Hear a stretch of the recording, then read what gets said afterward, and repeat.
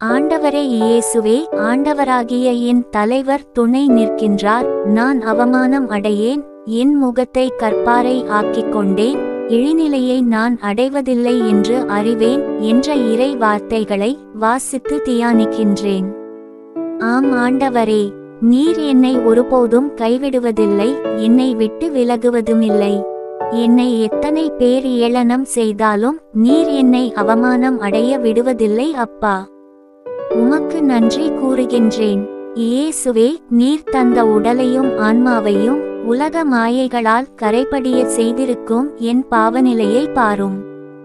இயேசுவே, பரிவும் இரக்கமும் கொண்ட நல்ல தந்தையே, என் பாவங்களை உணர்ந்து மனம் திரும்பிட, என் மாய கட்டுக்களை இனம் கண்டு அவற்றில் இருந்து விடுபட உமது தூய இரத்தத்தை என்னில் ஊற்றி என்னை கழுவும்.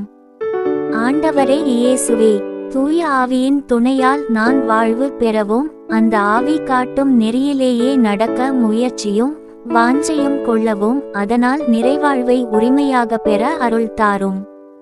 கிறிஸ்து இயேசுவுக்கு உரியவர்கள் தங்கள் ஊனியல்பை அதன் இழிவுணர்ச்சிகளோடும் இச்சைகளோடும் சேர்த்து சிலுவையில் அறைந்து விட்டார்கள் என்று பரிசுத்த திருவிவிலியத்தில் வாசிக்கும் நான், நீர் சிந்திய கல்வாரி பலனால் இந்த பாவ வாழ்வில் இருந்து விடுதலை பெற உமது அருளை தர வேண்டும் என்று பரிசுத்த கல்வாரி பலிப்பொருளாம் இயேசுவின் நாமத்தில் செபிக்கிறேன்.